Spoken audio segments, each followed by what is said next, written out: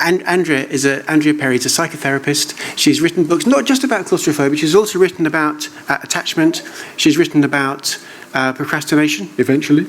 Sorry, I'm going to make that. But today, and she's got books with her, not just about claustrophobia, but about the other subject that she's written about. But today, in her capacity as someone who's thought about, looked at, worked with, and has herself experienced claustrophobia, please welcome Andrea Perry.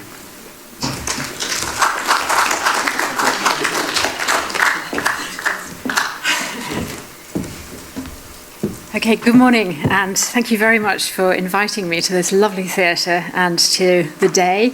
As you know, World Mental Health Day coming up, and I'm really delighted to be a part of that.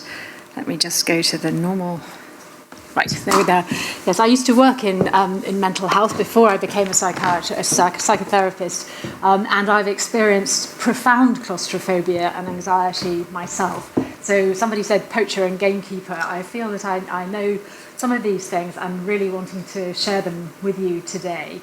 I think claustrophobia is one of the Cinderellas of the anxiety phobia world, in the sense that when I first started to experience it in a very deep way, I looked around and there was no book about it. So having written about procrastination and rather got over my habit of procrastination, that was one of my ways of recovering, to do some research, to find out what was out there, what could help people, who had been helped, who was still experiencing it. And so some of the things that I put into the book I'd like to share with you today. And my sense is, from having worked with people not only with claustrophobia but with other anxieties and difficulties, is that what's relevant for claustrophobia is also relevant for other anxieties and phobias as well. So I hope that you'll be listening. I hope you'll like me, as Matt says, but I hope you'll be listening with multiple ears. The ears around claustrophobia, if that's an issue that you've dealt with or that someone you're trying to help has dealt with or is trying to deal with, but also around other anxieties as well, so that we can all think together and we can all share what works. Because to me, there's no one way, there's no gold standard, there's what works. And because we're all individual, what works is going to be what works for each of us. One of the things about claustrophobia is that we fear, with claustrophobia, we'll have no choice, that we're stuck. And so when we're not stuck, like we're not stuck today, let's think about choice. Let's exert our choice. Let's remember that we can think widely together. And if we pool our thoughts and ideas and experiences, we have an even richer resource to draw from. So I just hope today that my presentation, if I don't trip over the wires first, will add to your resource bank in terms of the things that you have available to use for yourself or if you're trying to help somebody else. And I'm absolutely sure, this has been my experience, but from other people that I've worked with, that our personal sense of ourselves in the world is actually part of our contribution as well. Because if I feel anxious, as Matt has said, and I can manage that, and I can share that I'm anxious and that I'm managing it, that will have an effect on other people in itself. So I can give you a very small instance of that. A few years ago in London and around the country, there were riots. You probably remember. It was in the summer, and things started to kick off, and in many different parts of the country there were riots or talk of riots. Or talk of riots. So where I was working in Islington, for some of the time I worked for the British Red Cross, and I was working in Islington, and the word came through that we could leave work a little bit early because people were concerned about people getting home. I went out into Islington, and there were people streaming past with a sense of, we've got to get on the tube, we've got to get home. And I looked at this and I thought, well, I can't see anything, and I could stream, and I could get in there, and I could do that, or I could just stand here, and I could just relax, and I could just really calm myself before I go and add to that stream of human molecules trying to get in, so that when I got onto the tube, please notice I got onto the tube, i.e. I'm no longer claustrophobic. That would have been a complete no-no a few years previously. But when I got onto the tube, I could just sit there as a little puddle of, oh, it's fine, isn't it? It's all right, we're all fine, we're all here together. Whatever then happened, yeah? And I wouldn't be knocking somebody else or anxious about whether I could get my ticket in the ticket machine. So I'm generating something, and I have a choice about what I generate. So I applaud Matt and everybody else here who is working with their own anxiety to become a generator of something calm in the world rather than a generator of something else. And we all have choice about that, and we're all in different places at different times, and we can all support each other in that process. So thank you for what you're doing in the world already. So, overcoming claustrophobia and other anxieties. Matt has said Q&A. That's great. I'm happy to be interrupted a bit, but he said say some things first before they ask you questions. So my plan is to say some things and then throw it open so we can all discuss together, okay? But whilst I'm saying some things, I might get them to do something as well, Matt. So you can sit on your hands if you don't like it.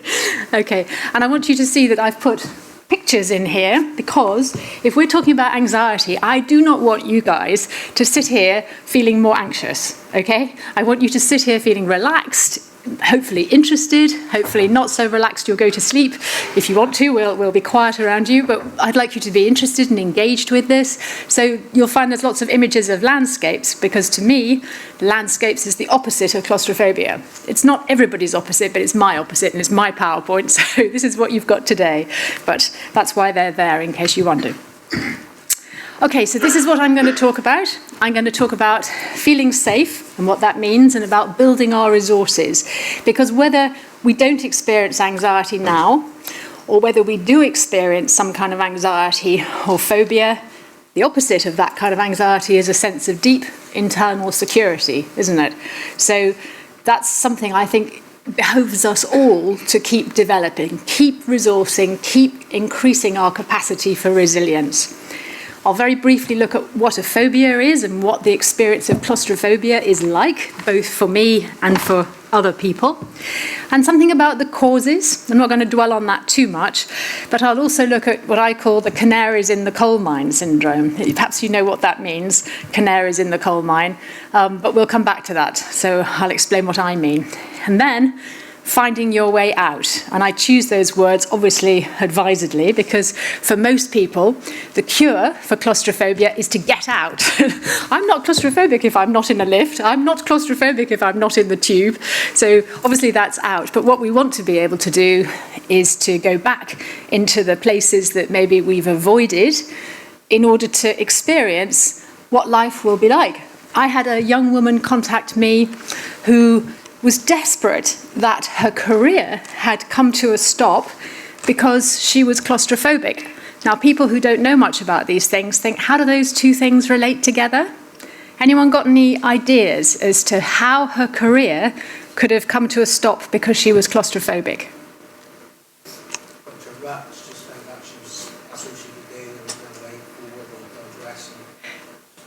Okay, so it could have an emotional effect, do you mean? Yeah, certainly, it could be. Was she an air hostess down here? Good one. She wasn't, fortunately. You might be in a very, very busy office and you need to get out on an outdoor job where you're in this space. It could have been like that as well, absolutely. So there's sort of clues here that it could be partially emotional, it could be partly about the job or the context of the job. What it was that she worked on the 3rd floor and she could walk up and down. If she was promoted, she'd have to work on the 14th. And she couldn't do that because she could not take a lift. And she couldn't imagine that she could ever do that job effectively. People would know. She hadn't told anyone that she was so claustrophobic. And she was a very, if you met her, you'd think, wow, this woman is so sophisticated, such a great professional. Stopped. Her life was completely on hold from a career perspective because she couldn't manage that. I can see there's some really creative suggestions coming here. I shall play the lift game with you later and see what comes. Sorry, did someone say something? No? Okay. Okay. Can you quickly say 14th floor in the lift? You probably had a fear of 13, the number 13. It was the 14th, so maybe that one. That could be for some people, couldn't it? Some numbers can raise anxieties for some people. Okay, I want to say to you that in my book, I shall keep saying in my book, just in case you'd like to look at it, cheap promotion. Finding your way out and choosing your way forward, I'm proud to say that stating the problem and talking about the difficulties takes up less than I think it's 38% of the book is stating the problem, and 62% of the book is looking at solutions and ways forward. Because I got so fed up with finding books which were 95% problem and 5% tacked on the end of what you could do about it. So I really wanted to reverse that in my book, so saturated with ways forward. Okay, so what I'd like you to do, because I want you to stay safe during this presentation, I'd just like you to have a little shuffle in your seat and just get really comfortable. If you feel, you think, actually, I noticed my shoulders were right up by my ears. Well, try dropping them. Or just get yourself really comfortable, just even more comfortable. That might mean shimmying nearer to someone or further from someone, or just shimmying in your seat to be more comfortable. See, you weren't quite as comfortable as you knew you could be, did you? Look at it all shimmying away, that's good. And just take a couple of breaths, please. A couple of breaths. You can concentrate on blowing out. The air here is probably a little bit stale, but we can maybe do something about that. Okay. Okay, and just imagine to yourself that you're breathing out some tension, even if you can't quite feel it. Just imagine that you are. Just imagine you're breathing out a bit of tension.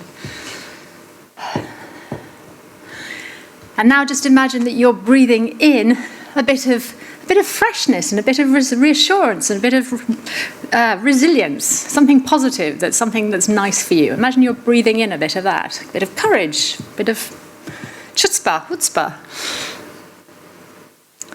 And now just notice as you're breathing that you're there, that you're alive, that you're warm. And now as you're breathing, I'd like you to smile. If you're still breathing, you're smiling. That's good. That's good. So we know you're all breathing. Good. Okay, so the feeling that you're feeling now, I hope, is just you're noticing what's happening inside you a little bit, and that, of course, is the greatest source of our safety. But what I'd just like you to do, before I just move on, is turn to the person beside you or near you and just tell that person something that you enjoy doing, something that really gives you pleasure. Okay, just for a minute. So things that make us feel safe, our body experience, and things that give us pleasure are all resources to come back to. When I was doing my research for helping myself get over my claustrophobia, I read very widely about people who had overcome different anxieties. I also read about people who had been incarcerated in some way. And I don't know if any of you have read An Evil Cradling by Brian Keenan. Fantastic book, a very harrowing read of when he was kidnapped and held in the Middle East, I think for nearly 4 years, but held as a hostage. And you might remember that Terry Waits got involved around that time as well. It's an extraordinary book, and the range of tactics that he used to overcome his claustrophobia on many occasions, or his anxiety, I learned so much from those. And one of the things is very much about really being able to envisage things that you love. Sometimes that can be really difficult, but actually to be able to know that all of those resources are inside you and stay with you and can be rehearsed and refreshed as much as possible is a resource that we can continue to replenish as often as we like.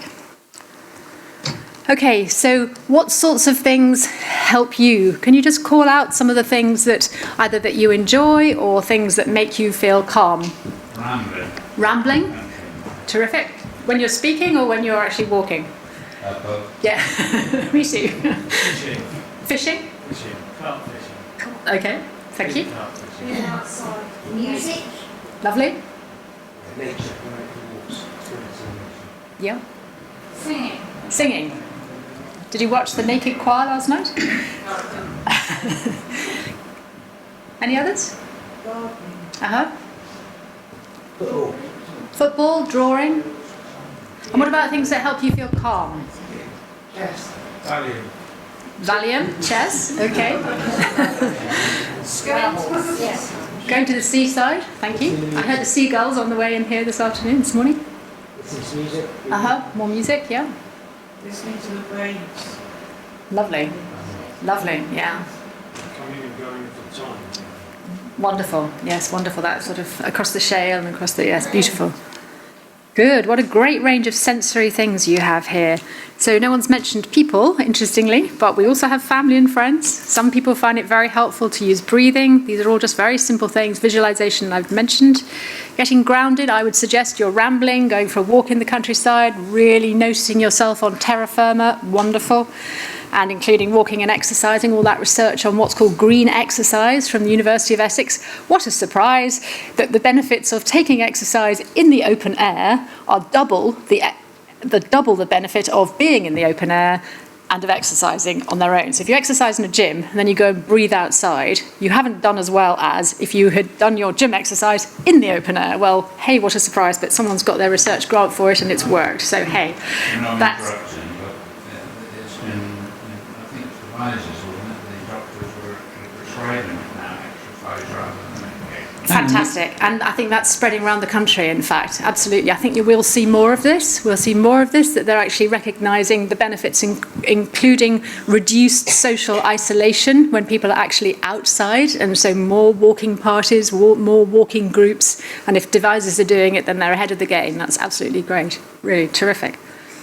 Sorting things is an interesting and unusual one. Not everyone recognises that that can be calming, but one of the effects of sorting things can mean moving into the left part of your brain, which is more orderly, and away from the more unfixed side, which is more emotional, the right side of the brain. So the left side is actually more structured, more formal, more liking numbers, for example, but also just liking putting things into categories. Like if you spilled a whole load of pencils on the floor and then you sorted them into the blues, the yellows, the oranges and the greens, it could have quite a calming effect, as opposed to trying to do finger painting, which is rather random and unbounded. Yeah, it might be expressive, and that might be releasing your feelings. But sorting, even doing your taxes, sometimes could be calming on occasion.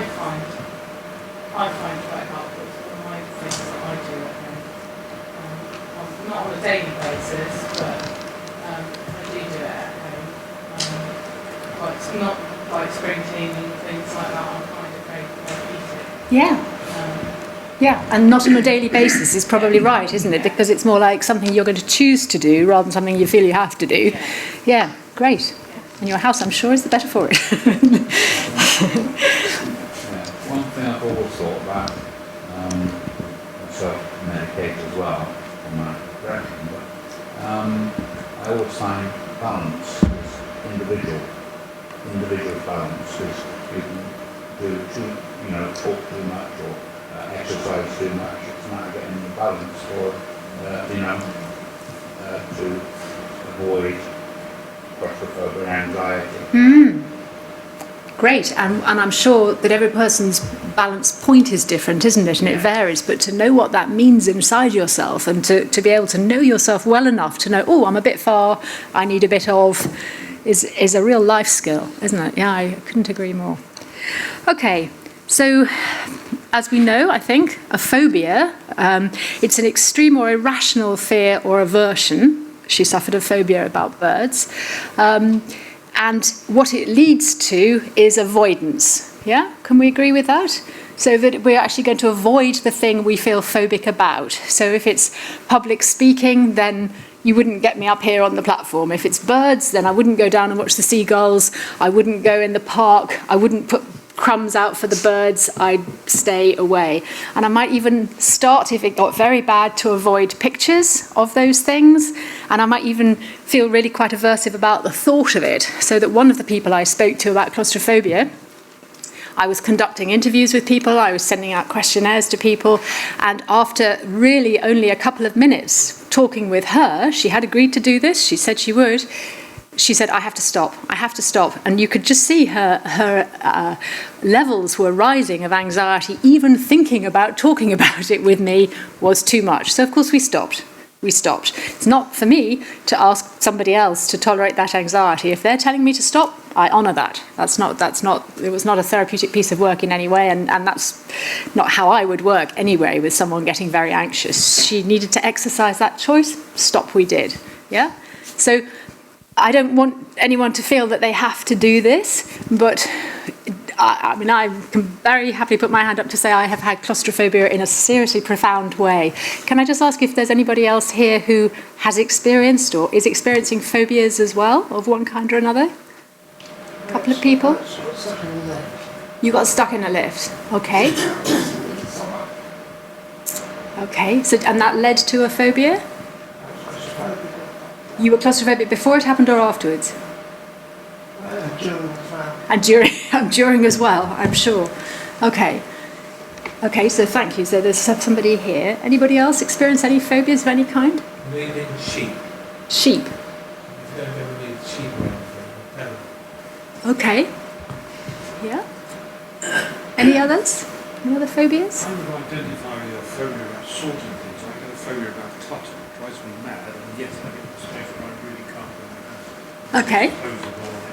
Yes, there's an avoidance in that. Doesn't go away. Interesting. Yeah. Someone's even sorting a little bit. Is there one over here? I've got rather a strange one. I don't know what started it off. It's a guy from Simply Red. I completely feel awful if he's on the telly. Oh, that's very hard when and you don't know when he's coming. Right. Really, my husband doesn't like me doing it because he likes them. Right. Oh, that's difficult then. I don't know why. No, something creates something visceral for you. Okay. Thank you. Sorry. Molly's case, so I did a ramble and then sort of staring at you, it makes me feel a bit anxious. Right. Very Okay. weird, yeah. Yeah. So we've got a range here, haven't we? I know it's actually balls rather than great big horn.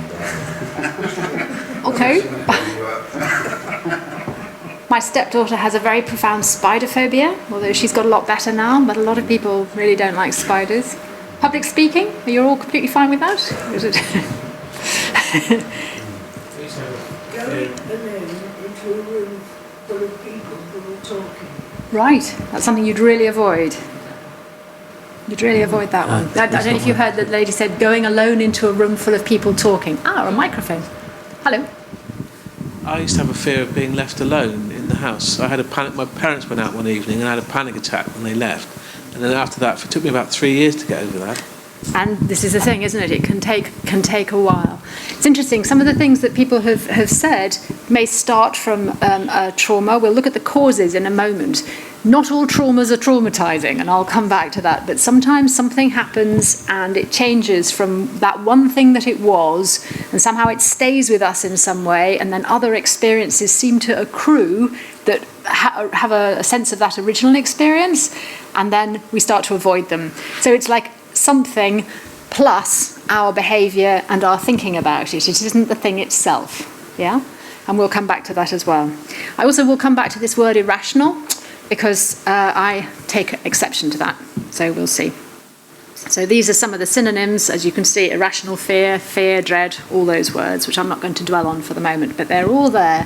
And if you've really experienced claustrophobia or other phobias very profoundly, then we are talking about fear and terror. I mean, we're not talking about something fun or profound distaste or something that you really want to get away from and close the door on, something that somehow wipes your brain a bit and puts you into a visceral state, a physiological state that is not something you want to stay with. So claustrophobia, as we know, fear of confined spaces, and not one we want to avoid. So here's my nice picture of a nice landscape. Okay, so what did I put here? Yes, okay, well, so my experience was that in 1999, I had experienced many life changes, and my partner and I had been through, you know the stress charts where death of a loved one is at number 1 and divorce is at number 2, and number 3 I think is illness, and number 4 is moving house, and number 5 is losing your job, and all these sorts of things. We had had so many of these, it was extraordinary between us. We'd had a very, very stressful 18 months. And we were driving to France, and we were going to go through the Channel Tunnel on a train. And prior to this, I would say that I had already had a dislike of small and enclosed spaces. And I used to, when I was younger, sleepwalk, and sometimes I would wake up in the night at the window, with a sense that I've got to get out. Perhaps the room was rather airless, or perhaps in a strange room, the room was rather dark. So there was already something around, and I'll explain another aspect of it later. But this particular experience was, here's the Channel Tunnel, and we approached the Channel Tunnel, and I was asleep. This is another factor of it. So we're having a very stressful time. I was asleep, and then I don't know if you've been with your car on the train through the Channel Tunnel, but I woke up just as the car started to go down the ramp, along the thing, and into the train. Has anyone done this with their car? No? Okay. Will you drive in? You have. You drive in and it looks like that. So you actually drive into it, and there's a barrier that comes down, and then your car and the car behind, and then another barrier all the way through the train. And I was partly asleep as this happened. So I woke up and absolutely freaked out, because for me there was a complete sense of being in a car, in a compartment, in a train, in a tunnel, under the sea. It's like your Russian doll effect, and I was having none of it. And so that very primitive, young, regressed, very stressed, very sleepy self was just, I want out. And I'm sure you know of the fight, flight, freeze effect. This was flight. This was flight. This was me. And of course I couldn't. So I was trapped in this. And somebody talked about adrenaline firing and helping you to come up with jokes. Well, eventually my husband and my stepson got me to engaged in something, got me to play this game that we play, and my anxiety was rocketing off the scale. And we played this game, and I got a higher score in this game than I have ever got before or subsequently. But I could hardly concentrate. I mean, everything was shot, really. And when we came out, I was spitting and swearing and saying all sorts of unmentionable things in front of my 11-year-old stepson about how anyone could invent such a completely inhuman system. And we were driving along, and I remember the moon was enormous as we came into France. And then this little voice came from the back of the car. And he said, my stepson said, "But it's not the tunnel, is it? It's you." This is at 11, he said this. 28 now, big lump that he is. And I just had to take that massive, deep breath that we do as adults with children and say, you're right. Even though to me, it didn't feel like that at all, because I didn't want him to have the fear that I had. So unfortunately, although that was in that moment, it did progress. I should tell you that when we went back, and we were going to go back to do it again, and that I have to, apart from what happened in the terminal, I've completely wiped the experience out of my mind. So I think I must have taken some, I don't know about Valium, but drugs on the way back, because I absolutely have no memory of the crossing. But I do remember that there were signs in the terminus saying, if you are claustrophobic, please come and ask for help. Which is great. What are they going to suggest? They're going to put me in the part of the train that's actually above the water, possibly, who knows. So I went and we looked all around the terminal, and we couldn't find anything. And then suddenly we found this very young, very gorgeous French man behind a desk. And he said, you're claustrophobic. I'm sorry, this is a very appalling French accent. And I said, yes, what can you do? And he said, I can help you. Fantastic. What's he going to do? And he said, I can tell you, there is nothing to worry about. Job done. I was like, this doesn't help me at all. But as I say, I have blanked what happened. So I think what I probably did was I took lots of something to get me through this. Anyway, once I got back into England, it was hopeless. I started not being able to go down the tube at all, and I needed to. And I could feel that as I approached the station, it was as if there was a magnetic field, maybe like your closed door, or if you think that Simply Red's coming on as a concert, or if you see a sheep across or a bull across that was almost like a magnetic field. You know, if you try and push two magnets together, pushing me away. I could not bring myself to do it, so I couldn't travel by tube for 7 years, and trains with electronic doors, lose on trains, lose on planes, all sorts of things. And it got so bad, lifts, couldn't do them on my own. My poor husband had to tell me lift stories, so little lift stories for one floor and long lift stories for many floors. Horrendous. I couldn't do them on my own. And even to the point of revolving doors. So many things make people, cliff caves, forget it. Lifts, forget it. Revolving doors are not necessarily what people think of with claustrophobia. this, MRI scans, I became involved with, but I mean, fortunately for me, I didn't have to have one, but many people who experience claustrophobia find that very difficult. And in fact, unfortunately, it's caused claustrophobia for some people. So here's a wonderful piece of medical technology that's really designed to help so many people, and has actually inaccessible for many people as well. They've worked out that perhaps between 10 and 14% of the population experience claustrophobia, and tragically some of that has been caused by experiences in MRI scanners, either because of the actual experience or because the people who were around them, the staff, were not treating them kindly, were not being understanding, were getting huffy and impatient and going, oh, another difficult customer, rather than recognising that it isn't very natural to be put into a tube with loud noises out of contact with other people. So that's very unfortunate. Fortunately, there are now what are known as open MRI scanners because that technology is evolving. If we think about I'll come back to that in a minute actually, motorcycle helmets, not necessarily one you'd think of, but many people with claustrophobia can't wear a motorcycle helmet. Can't sit in, I mean, you're doing very well here, nice big open theatre, but some people with claustrophobia wouldn't be able to come in and here and sit in here, and they certainly wouldn't be able to sit in the middle of the row. And some sweaters with roll necks. I must say, from someone that's been in an MRI scanner, not that I have issues afterwards, it's very much like, not that I've been in a coffin, but it's very much like that. It's very narrow, isn't it? It's very narrow. Absolutely. And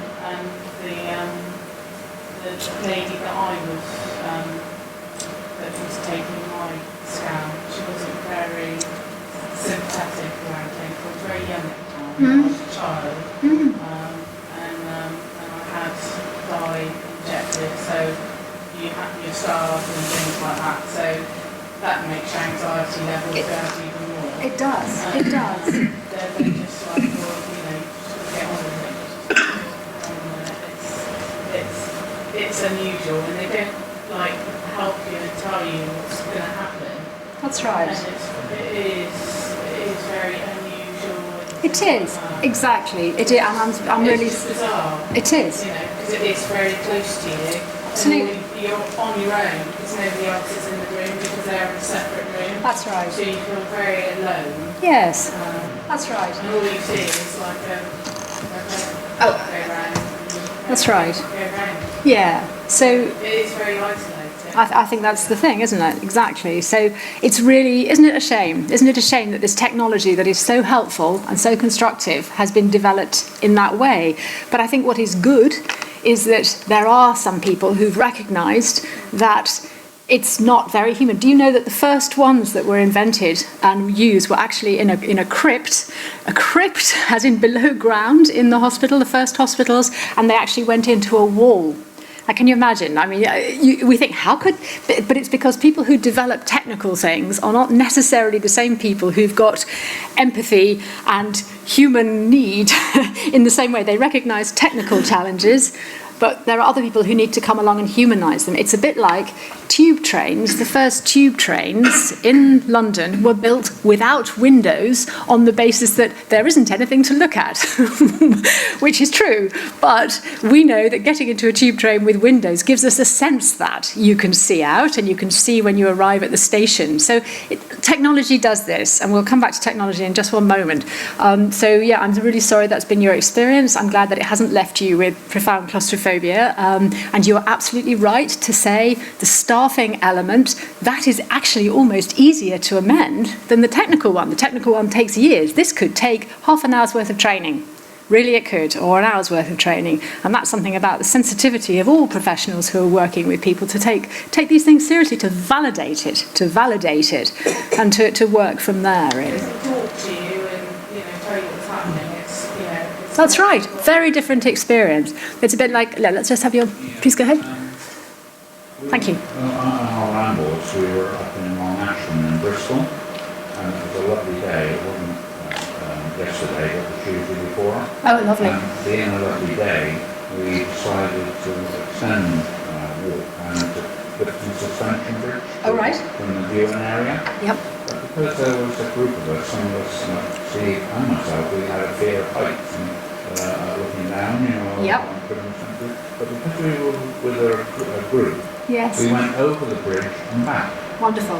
you know, Yep. as a group. Good. And we We're gonna did come look on to down strategies. occasionally, but most of the time it was, you know. Yeah, because you're in a group, you've got the solidarity. A lot of these fears are about, oh, I'm going to have to do this on my own, and how hard that is, because then you've got your own resources to pull on, haven't you? And that's the thing. When we can bring people alongside us, it's so helpful. So a helpful member of staff, helpful fellow ramblers, bringing it together can really help. Okay, I need to progress. So I did some research with all sorts of people. I'm aware of the time here. So these are the sorts of questions that I asked people. Matt mentioned that I'd written a book on procrastination, and the trouble was I realised, here am I going around speaking about procrastination, and what am I procrastinating about? Oh yes, I'm procrastinating about dealing with my claustrophobia. So someone really called me on that on one occasion. I thought, yeah, I really need to do this, because this is beginning to affect my life. I can't, I can only fly in very familiar distances. I can't travel by train long distance because of the loos, and just so many things which were beginning, and revolving doors is getting to be completely out of control. So I really needed to arrest it. So I contacted Anxiety UK, who at that time were called the National Phobic Society. They put out advertisements for me, and I put out the word with everyone I knew, and we started getting a lot of responses. And these were the sorts of questions. And when I asked you earlier on about, what do you like doing, what are those things, you were saying rambling, going outside, going to the countryside, fresh air, and that was so often the opposite of claustrophobia for people. Being out, being in the fresh air, being able to be expansive. And I also really wanted to know what helped you. If you feel you're over it now, what helped you? Because I want to get over this, and I want to learn from you. We can share these things. What didn't work? And that was really interesting, because there are certain therapies that are sort of marketed as the way to go, or the one that will work. What became utterly clear to me was that it is absolutely individual, and that what works for one person won't necessarily work for somebody else. To the point where one person said to me, I'd been given this particular kind of therapy, and I was told that was the best thing, and that sorts this, but it didn't. And then she said, so I realised my phobia is stronger than that therapy. It's like, but it doesn't mean it's stronger than every therapy. It doesn't mean it's stronger than every strategy that could be out there. So let's think again. Let's look at the diversity. We often have two people in there that get people over that. On the television, on ITV in the mornings. All right. Yeah. What's the programme called? The sauna on ITV. Okay. And what were the phobias they did this morning? I didn't see it this morning. We did. Lots of it we did. Okay, I'll look out for that. Things like spiders And do they use different strategies? what they do, they come in and it's very good person, and I've got this box. They take them away. We've got like 25 years. They take them away and we come back an hour later and they've got over. Okay, I'd like to know what they do in that hour. Thank you for telling me. I have not heard about that. Okay, so we looked at causes, and these were the range of things that people were questioning for themselves. Was I born with it? Some people thought that maybe they'd been born with a cord around their neck, or they'd been born with a twin and there wasn't enough space, or something had happened during the delivery. Maybe, could be, who knows? But some people feel they've been claustrophobic forever. Did I learn it from other people? Now, if I think back to my own history, my father was intensely claustrophobic. So I think there are several things there. One is I start to associate small spaces with his anxiety. I also start to associate small spaces with my child's state of getting anxious because my daddy is anxious. I also associate small spaces with my sense of helplessness, that I can't do anything about trying to help my father. Yeah, so I had the background for it. I was primed, really, for that experience.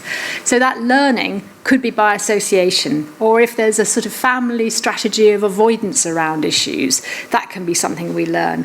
Something specific, it could be a one-off trauma, but let's not forget that traumas are not necessarily traumatizing. It depends on loads of factors, but what we do know is how it's worked with afterwards, and what you do afterwards is more important actually than the trauma itself. So that gives us all hope. What do you think about the expression, fear itself? I think we don't want to get rid of our fear, is what I think. And I think our relationship to fear, which I'm just going to turn to, is key. So I don't agree with there is nothing to fear. I don't agree with that part, but I do think the relationship to fear is what a lot of this is about. But I think fear is really useful, and I'll show you why. Is it an emotional issue? Could be. It could be that something else is being projected onto those spaces. So it's not just about the space itself. It's maybe somebody mentioned to me, when we were talking about that young woman, was she trapped in her career? Maybe she felt trapped by something emotional, not at all about the 3rd floor and the 14th floor. It might have really been she didn't like the boss or the manager that she would have to work with. And there were some reasons for that. So it could be all sorts of things. Unusually sensitive. Possibly. I would say my experience of working with people with claustrophobia is that they do seem to have quite a high, they're very imaginative, often, not always, but very imaginative, and also very cued to the environment, which is interesting. But there's no research that I can point to for that specifically. So 100% irrational awe. So this is where it relates to your fear thing. Do people know the expression canaries in the coal mine? And do you know what that means? Canaries in the coal mine? It was up until actually the 70s, would you believe? I contacted the National Union of Mine Workers in my research to find out about this, that miners in certain pits would take little canaries in cages down into the mines with them. Do you know why? Exactly. That the gas that might be released from the earth when they were drilling into the rock would probably get to the canary first before them. So it was like a little early warning signal. And apparently, even when they had very sensitive gas monitors that they could take down instead of a canary, because this is an ancient thing to do, a lot of the miners continued to take their canaries and their gas monitor. So it's interesting how we don't give up our security little blanket. So I'd like to know what happened to the canaries. I said, when you stopped using them, what happened? Oh, all the miners kept them, he said. So I'm pleased about that. So, but the poor canary was a bit more sensitive, we hope, than the people. So this was not what the canaries in the coal mine were doing. When I said it to one person, he said, oh, is that what they were doing? So no. So I think that in an age of modern technology, when we talk about fear, I don't think it is completely irrational.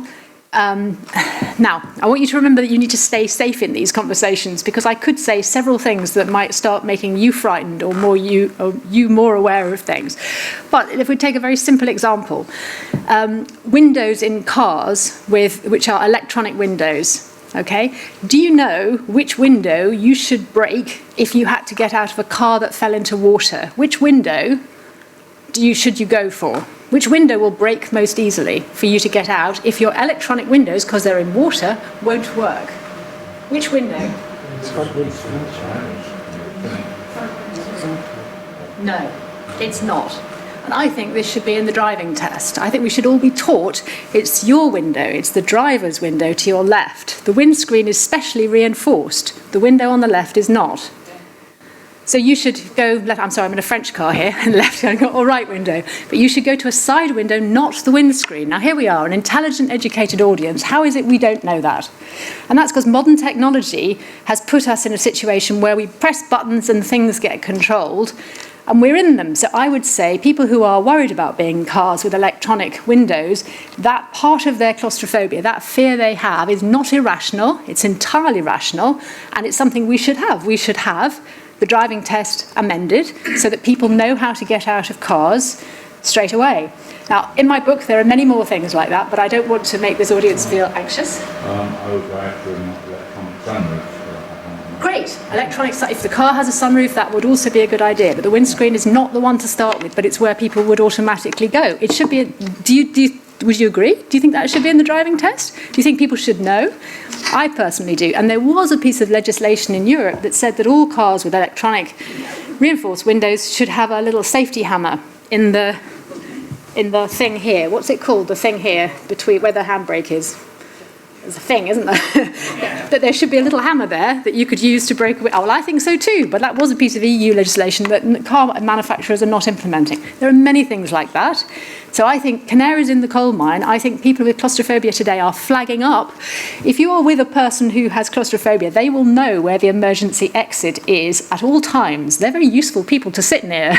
And when they go to a hotel, they'll always know how to get out because they'll have mapped it, they'll have noticed it long before anybody else. So they're useful people to know. Okay? It's a question of how they relate to the rest of the fear, yeah? And how they manage the irrational aspects of it to keep those two things, you mentioned the word, in balance. How do we use the rational parts of our fear and not get caught up in the irrational bits? How do we manage that? That's the ongoing challenge. So I shall use the workshop, really, because I know I'm going to have to stop in a minute, more questions, to look at the ways of finding our way out. But the key thing for me is about being willing to develop an internal, wise, kind, compassionate, let's call it benign, and supportive witness inside ourselves to bridge between the very emotional part of ourselves and the logical part of ourselves. Because if those two are speaking different languages, it's a bit like one part, somebody said to me once, isn't it just a question of telling yourself to pull yourself together? Well, anyone who's ever experienced anxiety knows that one part might be saying, pull yourself together, and the other part's going, you have to be joking. Or they can't even hear, because it's like shouting those words into a storm. And the little part that is desperately clinging on in the storm can't hear and certainly doesn't trust the part that is trying to say something. And I think that where there is a big gap between the calm part of ourselves and the fearful part of ourselves, that gap needs to be knitted back together again. We need to create a bridge. And we need to be willing to honour every effort we make in that direction. If you have anxieties about anything in your life, listening to this presentation today, I think, is a brave thing, because I've talked about some things that are anxiety-provoking, and you sitting here, able to manage it, able to listen, able to hold on to those things that help you feel secure, that's practice, in a way, for any other situation where you might feel anxious. The next time you see the guy from Simply Red, the next time you see a cow or a sheep or see that door, maybe something from this can go with you, because you might have experienced a tiny taste of anxiety here, or in terms of something claustrophobic after your experiences. You might experience a tiny taste. So it's all practice. The world is our practice oyster. It's not just about the small spaces, in my case, that I avoided. It's not just about the spiders that my stepdaughter avoided, or the heights that you might have avoided if you hadn't had that group. It's something we can be practicing resilience and creating a kinder, compassionate state inside ourselves that helps us bring our feelings and our thoughts together anytime, anywhere. And that's great. So, yes, there's my little arrow. There are lots. I'm going to go whiz through these because these are in my book. Little plug for book. They're in the book in terms of helping you to think about what kind of therapy would help me if I want therapy, what kind of buddy system could I use, because I think we can make progress with buddies and we can also make progress on our own. So I'll come back to that. So this is the choice of strategies that we can go down. We can do self-help, we can do things with buddies, or we can do things with professionals. We can mix and match between them. And the kinds of strategies may cover any of these areas: physical ones, cognitive, emotional, relational, or creative. And there's a wide range of strategies. There's just a few of them. So in the workshop, we'll be looking at some of this to see what sort of things you have found helpful perhaps in the past, or things that you found helpful if you're working with somebody else, or that you might find helpful, you might like to try. So we'll be thinking about that a bit more. So I want to leave you with these two lovely quotes. They're both from the Dalai Lama. And I'm not a Buddhist, but I think that we can draw on these things wherever we find them. And I think the benign witness between our thoughts and our feelings that we can develop, possibly through mindful practice, possibly through really listening to the voice with which we speak to ourselves and checking that that's actually cherishing and loving and compassionate rather than harsh and driving and belittling and undermining and devaluing, all those things we do to ourselves. That being able to be kind to ourselves, to calm ourselves and soothe ourselves and go and do what we need to do, and bringing compassion is the way we can survive and thrive, but also the way, as I was saying at the beginning, that we can spread more safety to each other and enable other people also to feel more safe and secure in the world, and enriched and empowered to go out and do more themselves. So, thank you very much for listening.